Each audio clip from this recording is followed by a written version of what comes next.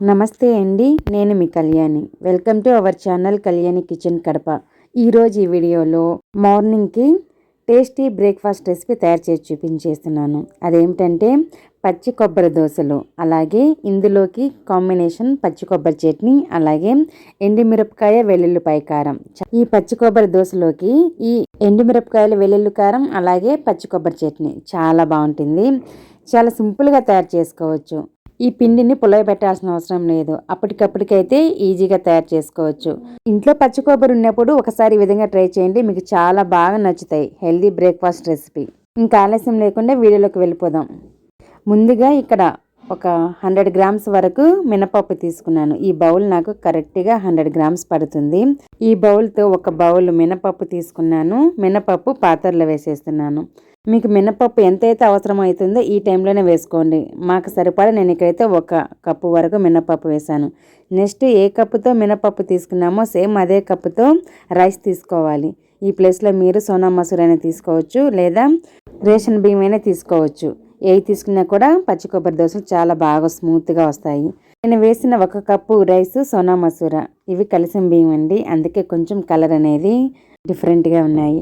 మినపప్పు అలాగే రైస్ మీకు కావాల్సిన సరిపడా ఇప్పుడే వేసుకొని బాగా శుభ్రంగా ఒక 2-3 సార్లు కడిగి నానబెట్టేయండి.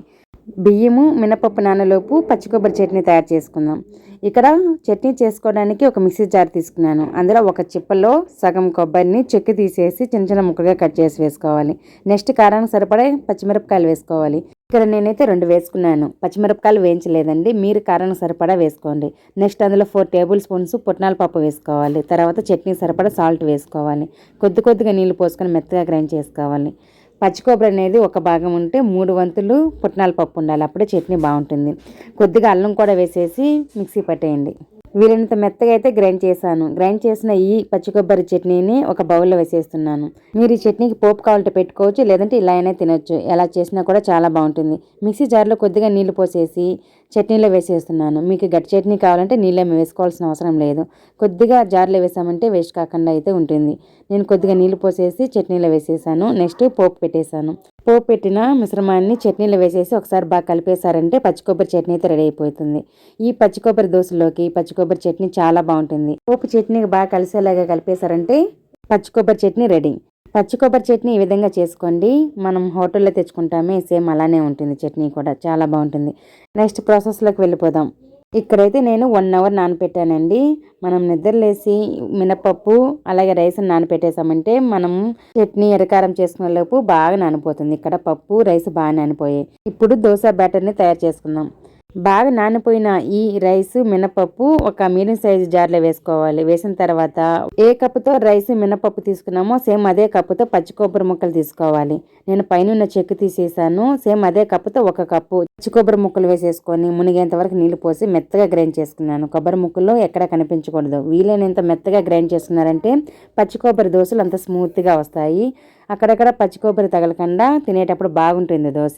గ్రైండ్ చేసిన ఈ దోశ బ్యాటర్ని ఒక బౌల్లోకి అయితే వేసేస్తున్నాను. అందులో చిటికెడంతా వంట సోడా అయితే వేసాను. వంట సోడా వేసారంటే పచ్చి కొబ్బరి దోశ అనేది గట్టిగా లేకుండా బాగా స్మూత్గా వస్తాయి. మీకు వంట సోడా వద్దనుకుంటే స్కిప్ చేసేయండి. నెక్స్ట్ దోశ బ్యాటర్కి సరిపడా కొద్దిగా సాల్ట్ వేసాను. మీ రుచికి సరిపడా వేసుకోండి. నెక్స్ట్ అందులో 2-3 టేబుల్ స్పూన్స్ వాటర్ వేసుకోవాలి. సాల్ట్ పైన వేసేయండి, బాగా వాటర్లో తొందరగా కలిసిపోతుంది వంట సోడా అలాగే సాల్ట్. వాటర్ వేసిన తర్వాత గరిటెతో ఒకసారి బాగా కలిపేయండి. ఈ పిండిని ఒక 5 నుండి 10 నిమిషాల పాటు పక్కన పెట్టేయండి. ఈలోపు మనము ఎండుమిరపకాయలు వెల్లుల్లిపాయ కారం అయితే తయారు చేసుకుందాం. ఈ కారం తయారు చేసుకునే లోపు మనకి ఈ పిండి కూడా బాగా కొంచెం పొంగి ఉంటుంది. దోశలు కూడా బాగా వస్తాయి అలా చేయడం వల్ల. ఇక్కడైతే నేను ఒక 9 నుండి 10 వరకు గుంటూరు ఎండుమిరపకాయలు తీసుకున్నాను. బాగా కారం ఉన్నవండి. తగినైతే వేసుకోండి. మనం వేసుకునే ఎండుమిరపకాయలను బట్టి కారం అనేది ఒదిగొస్తుంది. నెక్స్ట్ ఎండుమిరపకాయలు వెల్లుల్లిపాయ కారానికి సరిపడా సాల్ట్ వేసాను. అలాగే చూపించిన ఒక వెల్లుల్లి గడ్డ మొత్తము ఇలా రెబ్బలుగా తీసేసి కడిగి వేసాను. మెయిన్ ఇంగ్రీడియంట్ వెల్లుల్లిపాయలే అండి. వెల్లుల్లిపాయలు వేసారంటే టేస్ట్ బాగుంటుంది. ఒక 10 ఎండుమిరపకాయలకి ఒక వెల్లుల్లి గడ్డ వేసుకుంటే సరిపోతుంది. నీళ్లు వేసి మూత పెట్టి బాగా మెత్తగా గ్రైండ్ చేసుకోవాలి. గ్రైండ్ చేసిన ఈ ఎండుమిరపకాయ వెల్లుల్లి కారాన్ని ఒక బౌల్లో వేసుకున్నాను. బాగా స్పైసీగా టేస్టీగా ఉండే ఎండుమిరపకాయ వెల్లుల్లి కారం రెడీ అయిపోయింది. ఈ కొబ్బరి దోశలకే కదండి, ఏ దోశలకైనా ఈ కారం చాలా బాగుంటుంది. నెక్స్ట్ కొబ్బరి దోశలు తయారు చేసుకుందాం. స్టవ్ వెలిగించేసి దోశ ప్యాన్ పెట్టుకోవాలి. ఇక నేను ఐరన్ ప్యాన్ అయితే తీసుకున్నాను. మీరు ఈ ప్లేస్లో ఏ ప్యాన్ అయినా తీసుకోండి. నాన్ స్టిక్ అయితే మీకు వేసిన దోశ కూడా మంచి ఎర్రగా వస్తుంది, పలుచగానే వస్తుంది. కానీ ఐరన్ ప్యాన్లో అంతగా పలుచగా రావు. మీకు నచ్చిన ఏ ప్యాన్ అయితే ఉందో ఇంట్లో దాంట్లో అయితే వేసుకోండి. ప్యాన్ వేడెక్కిన తర్వాత ఆయిల్ మొత్తం అప్లై చేసి ఒక గరిట దోశ పిండిని వేసేసి బాగా చుట్టేసేయాలి. చుట్టిన తర్వాత ఒక 1/2 టేబుల్ స్పూన్ ఆయిల్ వేసుకోవాలి. ఇలా దోశ ప్యాన్ని అటు ఇటు తిప్పుకుంటూ దోశను మొత్తం కలుచుకోవాలి. ఈ కొబ్బరి దోశలు అనేది ఎర్రగా ఉండవండి, ఇలా తెల్లగానే ఉంటాయి. టేస్ట్ మాత్రం చాలా బాగుంటాయి. ఇక్కడైతే పచ్చి కొబ్బరి దోశ ఒకటైతే వేసేసాను. నెక్స్ట్ ఎండుమిరపకాయ వెల్లుల్లి కారంతో కారం దోశ తయారు చేసేది చూపించేస్తాను. ప్యాన్కి ఆయిల్ పూసేసి ఒక గరిటె దోసపిండి వేసేసి బాగా చుట్టేయాలి. చుట్టేసిన తర్వాత మీకు స్పైసీకి సరిపడా కారం వేసేసుకొని అందులో తగినంత ఆయిల్ కూడా వేసుకోవాలి. నేనైతే ఒక 2 టేబుల్ స్పూన్స్ ఆయిల్ వేసాను. ఈ ప్లేస్లో మీరు బటర్ అయినా వేసుకోవచ్చు, చాలా బాగుంటుంది. బటర్ లేకుంటే నెయ్యి అయినా ఆయిల్ అయినా ఏదైనా వేసుకోవచ్చు. కారం ఆయిల్ వేసిన తర్వాత అరటితో కారం మొత్తము దోశకు పట్టేలాగా మొత్తం అయితే స్ప్రెడ్ చేసేయండి. ఇలా మీడియం ఫ్లేమ్లో ఒకవైపు బాగా దోశ కాల్చుకోవాలి. ఒకవైపు కాలిన తర్వాత ఇంకో వైపుకైనా మీరు కావాలంటే తిప్పుకోవచ్చు. నేను ఇంకో వైపు అయితే తిప్పలేదు, ఇలా ఫోల్డ్ చేసేసాను దోశని.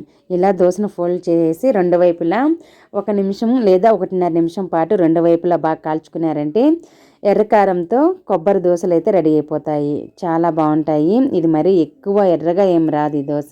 ఎర్రకారం అయినా కూడా కొబ్బరి దోశలతో తయారు చేసుకున్నాం కాబట్టి కొంచెం తెల్లగానే ఉంటాయి, కానీ టేస్ట్ బాగుంటాయండి. ఈ విధంగా మీరు కావాలంటే ప్లెయిన్ దోశలు వేసుకోవచ్చు, లేదా ఈ విధంగా ఎండుమిరపకాయ వెల్లుల్లిపాయ కారంతో అయినా దోశలు వేసుకోవచ్చు, చాలా బాగుంటాయి.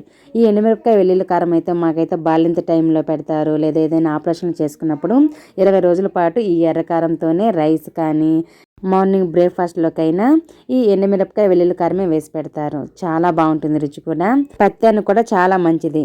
ఇక్కడైతే కొబ్బరి దోశలు అలాగే ఎండుమిరపకాయ వెల్లుల్లి కారం పచ్చి కొబ్బరి చట్నీ రెడీ అయిపోయాయి. రెసిపీ నచ్చితే మీరు కూడా తప్పకుండా ఇంట్లో ట్రై చేయండి, చాలా బాగుంటాయి. రెసిపీ నచ్చితే మర్చిపోకుండా ఒక చిన్న లైక్ చేయండి. ఛానల్ సపోర్ట్ కోసం సబ్స్క్రైబ్ చేయండి. మంచి టేస్టీ రెసిపీలు నా ఛానల్లో మరెన్నో ఉన్నాయి. మీకు నచ్చిన రెసిపీ తయారు చేసుకోండి. Thanks for watching. బాయ్.